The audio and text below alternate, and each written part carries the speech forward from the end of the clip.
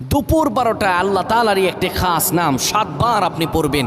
পড়ে আল্লাহ তাআলার কাছে দোয়া করবেন। আপনার যত প্রয়োজন আছে, যত মনের আশা আকাঙ্ক্ষা আছে, আল্লাহ সকল কিছু কবুল করে নেবেন। যখন দুপুর 12টা বেজে যায় দোয়া কবুলের সময়, তখন আপনি সকল কাজগুলো তখন বন্ধ করে একটু যায় নামাজ বিছিয়ে পবিত্র হয়ে ঘরের একটা কোনায় কিংবা আশপাশে যদি মসজিদ থাকে মসজিদে চলে যান, ক্যাবলামুখী হয়ে বসে পড়েন।